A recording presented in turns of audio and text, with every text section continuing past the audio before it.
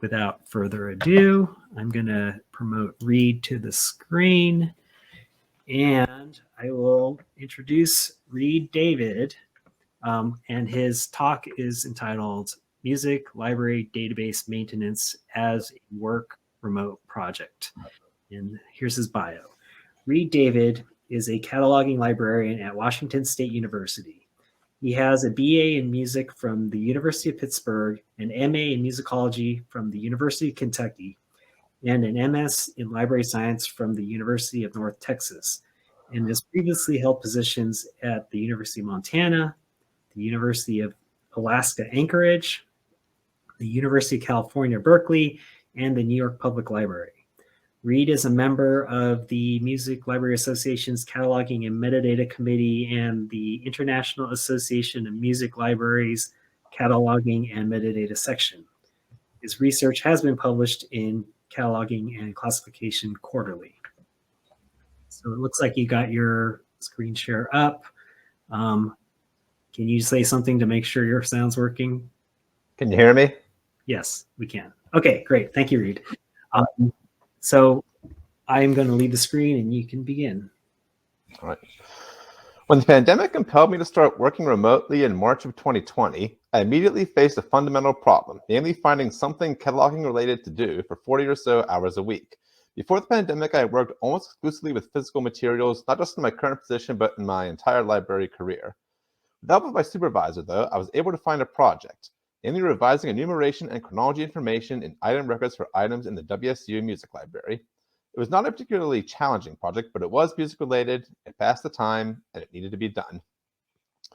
Before I turn to the details of what I did, a few words about Ex Libris Alma, the ILS currently used by WSU, would seem to be in order. Here is an Alma item record. Alma is web-based, so if one has one's login information, one can work inside of it from any device with a web browser, creating one fewer obstacle to remote work. There are 4 tabs of information here: General, Enum Chron, short for enumeration and chronology, Notes, and History. For this project, I was only concerned with the first 3. The description field here in the General tab is intended for a human-readable version of enumeration and chronology information. If there's an item record for Volume 2, Number 1 of a serial, and the spine label ended with V.2, No.1, you'd want to see V.2, No.1 in this space. The General tab also has fields for 2 levels each of enumeration and chronology information. It's intended to be machine readable, making it easier to identify what the library owns for interlibrary loan and consortial sharing purposes.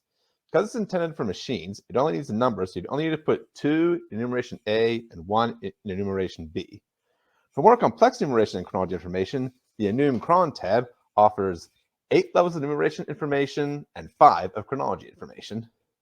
The Notes tab has, among other fields, a public note visible to library patrons and a fulfillment note visible to circulation staff when an item is checked in or out. The roots of the Enum Chron project, as it's known in the WSU Library's Technical Services Department, predate the pandemic. In 2013, WSU migrated to Alma from III Millennium, which does not have holdings records. Enumeration and chronology information was stored exclusively in the description field of the item record. Records created and updated since then have had the information properly entered in holdings and item records, but there were still a lot of older records with it still in the description field. In 2019, the other cataloging librarian here at WSU compiled spreadsheets of item records that had information in the description field, but nothing in any of the enumeration fields. Everyone in the department was assigned 1 or more of those sheets. And as I'm the only person in the department with any musical expertise, I was assigned the music library sheet. We were to go through each item record shown in the sheet and correct the information, doing so without the item in hand if possible, and pulling the item if necessary. While we all wanted to get it done, we all had too many other, even more urgent things to do, and I was not an exception. By the middle of March 2020, I reviewed just over 400 items out of 4,912 on the music sheet. When the pandemic hit, though, nothing else particularly music-related I could do remotely, it became one of the main projects on which I worked each day. There were a number of recurring problems in the music sheet, most of which I can resolve without the item in hand. Information on parts that ended up in the description field in the migration when it more properly belonged in the public note and fulfillment note. A number of series whose volumes are cataloged separately, such as the various recent researches in series from AR Editions, had their volume number in the description field when it more properly belonged in the call number in the holdings record. And legitimate multi-volume items, particularly collected editions, usually have accurate information in the description field, but no enumeration information. For more complex editions, such as the Neue Mozart-Ausgabe, the Enum tab came in very handy. Legitimate multi-volume items have also required additional coding in the holdings record using the MARC holdings format, which I do not have time to describe in detail. As a resolved items in the sheet, I colored the rows for them in blue. While a majority of the issues with the items could be resolved without having the item in hand, a substantial minority could not. Information on parts was not always clear. I could have resolved some of these just from looking at the item, but that was impossible. Some items had enumeration information in them that did not match what was in the bibliographic record, meaning that they would need to be pulled and remarked. And a number of them had parts information that did not line up with the bibliographic record at all, making it necessary to recatalog them entirely. In particular, using a record for the score of a chamber work when the item in hand with the score and parts was depressingly common. When I encountered an item that I needed to see in order to resolve it, I made a note of it in a Word document and colored it orange in the sheet. I used blue and orange because red and yellow were used for other categories that were later folded into either blue or orange. Among music items, collected editions best illustrate the benefits that this process has for the user. This image shows a part of the page in WSU's OPAC for the collected edition of Telemann's works. Specifically, it shows what it looks like without enumeration information in the item records and additional coding in the holdings record. See which volumes of the edition WSU says you would need to click through several pages of item records. With that information and coding in place, though, one can see it at a glance, with no further clicking needed. While I've been working on-site full-time since this past July, the work on this project has continued. I've been going over to the music library to view the unresolved items and resolve the ones I can without remarking or recataloging. The ones that do need that additional work will eventually be sent to the main library to receive it. More broadly, I've gained a deeper understanding of the WCW Music Library's collections and how they've been cataloged, as well as ideas for potential future cataloging projects. Thank you. Thanks, Reed. So that's our first lightning talk. So I'm waiting for someone to ask a question, but before anyone else does, so you have continued work on this since you've been back on site. Yes. I mean, I assume your numbers. How many did you get done during your work from home time versus like now? When like what rate are you working at this point? Admittedly, it's gone back to being a back of the burner project. Mm-hmm. Just when there's a lull in other things, which doesn't happen often. Yeah. But, okay. I think I've managed to get through everything that I can resolve just by looking at it, and everything that's left are things that are going to need to be pulled and remarked. Mm-hmm. In particular, there were a lot of things for which someone came up with enumeration that wasn't on the actual piece, or supplied enumeration, as we've been calling it in the department. Supplied enumeration is a big no-no. Yeah. All right. There's a question from Mark. Did this project encompass all formats or just scores?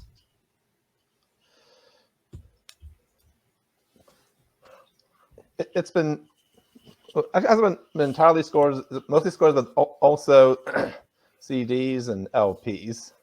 Let's see. All right.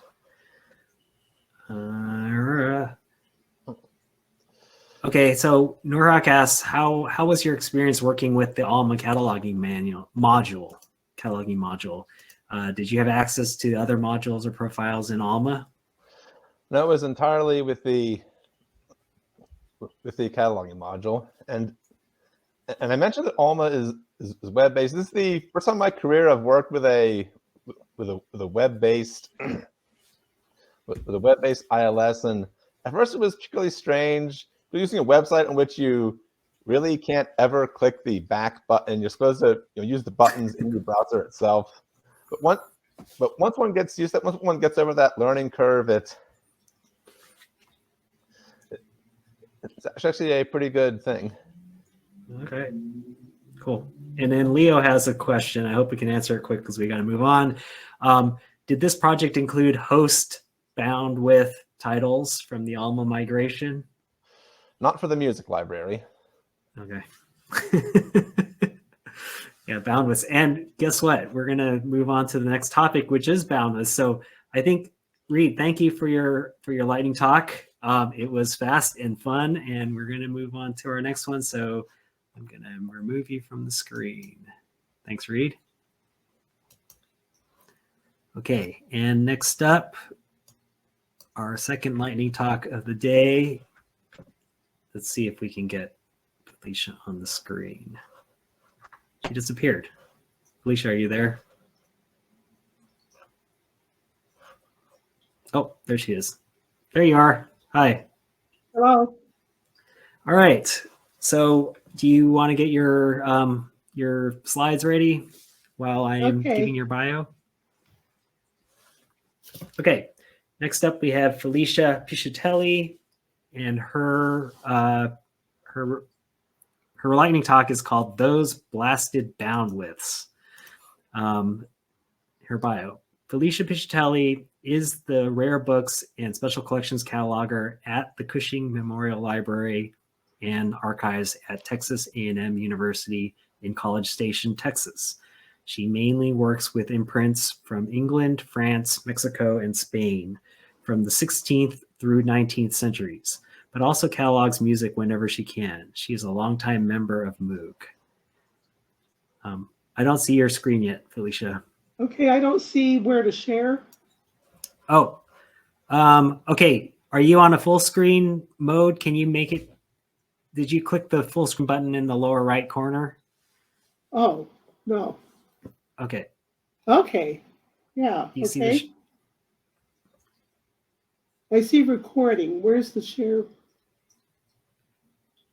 The share button is the one that looks like a TV monitor. It's on the bottom. Are you seeing the chat on the sidebar right now? Or are you seeing right now? No, because I okay. went Close it. Close that down a little bit. Press the button on the lower right. Okay.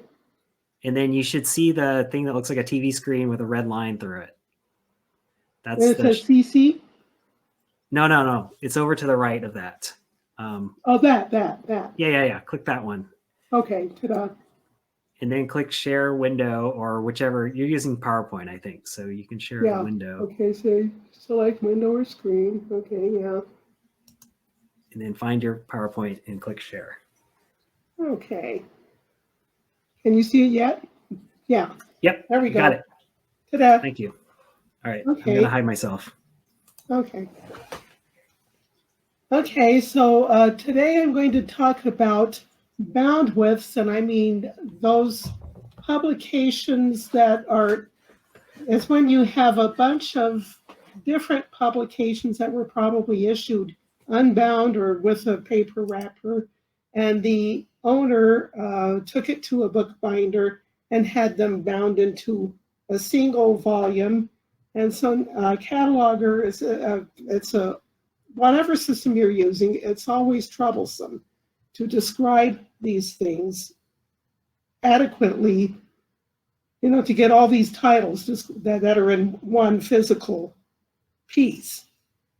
Well, my libraries, the Texas A&M University libraries, migrated from Voyager to Folio, which is still in development. Just last month, we went live.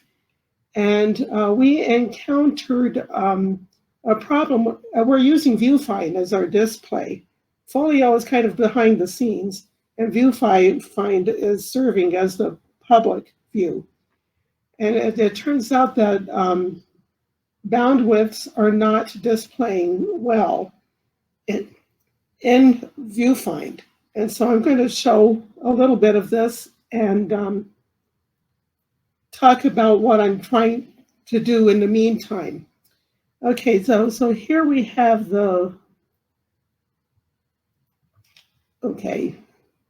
Yeah, you can see it. On the left is the Voyager boundwidth model, which is basically you have the first title and the volume, and it has a holdings, the MUF head or MARC holdings, and an item record, and you have your other titles that are bound with it. that are connected to the same, they're actually connected at the item level. Well, and migrating them to Folio, Folio, in the course of migrating, they had to build a dummy collection level record, or a parent record. They call it parent and child. A parent-child record, and the different bib records are connected to that collective kind of record. Now the news is that in a later release of Folio, this model is going to change. It's going to look something like this, where you still have the parent record and the children, but each child is going to have some version of its holdings and items. It looks like a lot of moving parts to me, but this is not available right now. So here's a kind of a glimpse of a Voyager bound with record, and I can't see it very well. I'm going to blow it up. I picked this example because we have 3 copies of it in 3 different bound widths.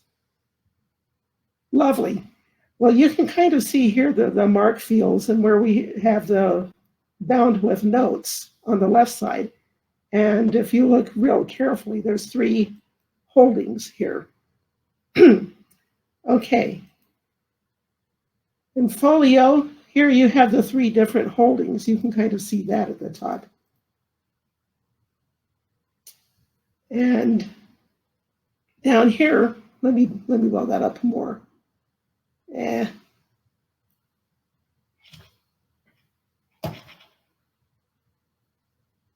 I'm having trouble with my mouse. There we go. You can see the 3 dummy kind of records for the 3 different bound widths.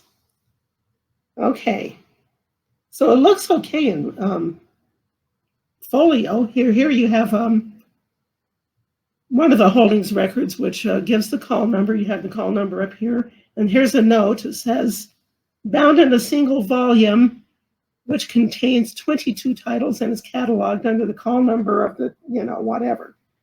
So that looks okay in Folio, but when you do, this is a keyword search, all titles, in ViewFind, the public view, what you see is this. Come on, blow up. Blow up.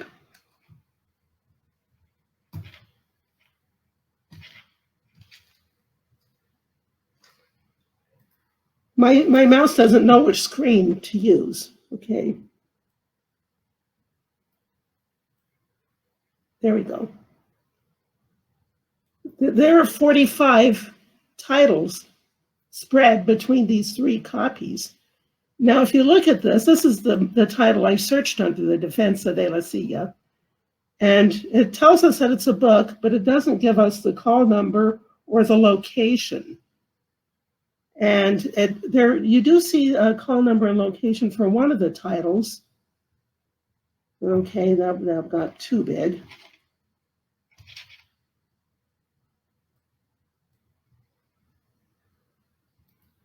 But the reason why it says is here you see says it's in the colonial Mexican, and then you have your call number and it says it's available. But what you're looking at there is a second copy of this particular manifiesto. That is not a bound with. So the titles that are bound with, you're not seeing some very important information like what collection it's in or what the call number is. And the reason why it's not displayed is because, like in the Voyager model, like I said, they were all connected to each bound with had 1 item record and 1 holdings. And in ViewFind, you need a holdings and an item with each bib. This is just what you see if you do a direct title search.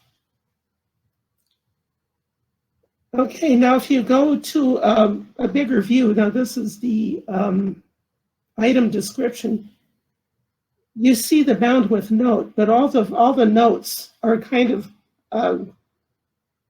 put together. You don't really see individual notes. They're just all under item description. Felicia, could you wrap up? We have Okay. about a minute. Oh, okay. Sorry about that. Sure. So, and you can go to the staff view and find all this information, and go to the bottom of the screen and find the location and call number. But how many patrons are going to go to the staff view and scroll to the bottom of it? Probably not very many. So jumping ahead, one solution to taking care of this is to have separate records for each title with the bandwidth note and the holdings. You have holdings and items to each bib record. And the advantage of that is that you have complete bibliographic information for each title. The disadvantage being that it's very laborious, and you don't want to do it if you have a bandwidth that has a lot of titles in it. Another solution, which is you see done often, is to have a single record with a very long contents note and maybe 7 XXs. And that's a quick and easy way of doing it, but you lose a lot of bibliographic information of your individual pieces. And so, so either way, it's not a great solution, but it's also a quick one. And that is basically what I have. So thank you for listening to all that. Thanks, Felicia. I'm going to remove your shared screen. We have time for maybe 1 or 2 questions. If nobody has a question, I'm just curious. When you migrated, did a lot of those holdings type of records, were they created automatically, or is that something you're going to have to deal with one by one when you come across these things? See, the dummy records were created automatically, and I don't know how. I don't know how to fix those records, to be perfectly honest, without, now see, in Voyager, if you could export those records, you could import them back into Voyager and have the holdings and items created automatically. Right. But I don't think Folio has that capability right now. And it would be very laborious. Yeah, it would be. And Mark asks, how is the, well, he asked 2 things, but how's the circ module handle the bandwidths? I don't know, because I don't deal with circulation, but probably not well. Well, see, the thing is, you can't even tell what the location, I mean, which collection the thing is in, or you don't have a call number. How are you going to circulate it? Yeah, but you're in special collections, so it's I'm in special collections, but still, you know, I think this is a problem for the reading room. Yeah. All right. Well, okay. I'm sorry we're out of time at this point. So thanks, Felicia. Thank you. Thank you for letting me do this. Yeah, you're welcome. Okay, so everyone, we are done for the day. Like I said, we will meet back tomorrow. I'm going to remove you from the screen. And we will see you all at noon Eastern time tomorrow, Tuesday. We're going to start with the MOUG business meeting. I am going to spend a little time right now posting some business meeting docs on the reception page and in the business meeting session. All right. Well, I guess that's it. The social rooms are open. If you all want to hang out and chat, they're all there. But otherwise, this room, the Lightning Talk room, is going to be closed, and we'll see you tomorrow. Thanks for coming, and thank you for being part of MOUG.